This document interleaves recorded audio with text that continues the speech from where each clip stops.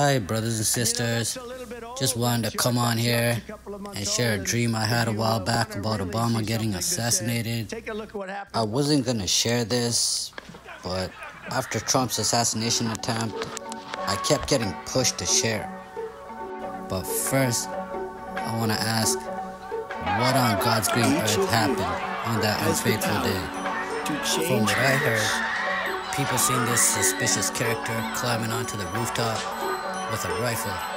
The people tell the cops, but they ignore them, and the people keep making noise. Finally, a cop climbs the ladder to the rooftop. Him and the suspect see each other, and the suspect points the rifle at the officer. At which point, the officer retreats back down the ladder, and a little bit after that, the suspect started firing. If that's not bad enough, there were two toy Secret Service members on the roof pointing at the suspect the whole time, but didn't engage because someone told them not to. I don't know, that's sus. By the way, did you see Trump's Secret Service shielding him? One of them is a woman, and she's like a foot shorter than Trump. How can she shield Trump when his head is exposed? Is Trump trying to be inclusive like the liberals? But because of this, she being shorter than Trump, we got to see his face with his fist up. They're gonna start putting this photo on billboards soon. Hold up, I just seen something. No! It looks like Trump's beating his woman security. You know the Democrats will claim assault charges and bring that to court. By the way, another hit was put on his life the next time he came to stage, but it was foiled. Then Biden starts telling people to put a bullseye on him. He later redacted that statement because Biden's always doing the right thing, according to all the alphabet media. Anyways, pray for Trump and pray for Biden. Actually, pray for the whole Democratic Party that they see the light one day. And if I were you, I wouldn't hold my breath, hold the faith instead. Without further ado, let's get down to business. I had a dream back in, I want to say 2013. All I remember is it was in Obama's second term. See, I don't write down my dreams. So, leading up to the dream, let me set the stage for y'all. I was on YouTube checking out all these dreams that people were having about Obama being the Antichrist and all. There were thousands of people singing the same song. So that night I prayed to God telepathically. I never pray out loud because He knows our thoughts and why alert the enemy of our souls. Anyways, all I said was, Lord, if this is true of Obama being the Antichrist, then show me something in a dream. So that very night, I had a dream about Obama. This is the first time I asked for something and I got it that night. Now I'm not gonna just narrate the dream to you, but I'm also gonna telepathically show you what the future holds. So the dream goes like this. I'm on the White House lawn and I noticed Obama was chasing what looked to be a 10-year-old girl wearing a wedding dress. In the video, I got them running straight across. It wasn't like that, just running across horizontally. They were actually running all over the lawn. So I'm standing back, watching the drama unfold. Then I back out a gun and shoot at Obama. That's when I woke up. So when I woke up, I started putting two and two together from the Bible, of course, because that's the source of dreams and visions. They gotta line up with the scriptures. Now, I'm not sure if I was aiming for the head or what. All I know is it was at Obama. In the video, I put the shot at the head because the beast gets a deadly wound to the head. Revelation 13:3 says, "And I saw one of his heads as it were wounded to death, and his deadly wound was healed, and all the world wandered after the beast."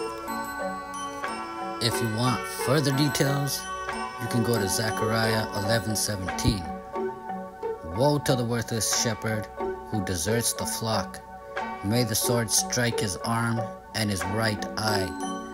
May his arm be completely withered and his right eye totally blinded." So that's why I put the blood on the right eye. Now, Trump had blood on his right ear, right? Okay, but did you know God told Moses in Leviticus 8:23 and Exodus 29:19-20 to kill a ram and take the blood and put it on Aaron's right ear and right thumb and on the big toe of his right foot. This will consecrate him to do God's work. From what I've seen, I'd say Trump was consecrated because he had blood on his right ear, then he grabbed it and got blood on his right thumb.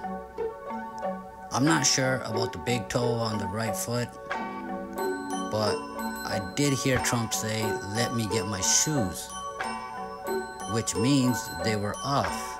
Why? Maybe to get at the big toe. But I don't know where I shot at. It could be his left toe for all I know. Now, when it comes to the little 10-year-old girl in the wedding dress, she, I think, represents the church.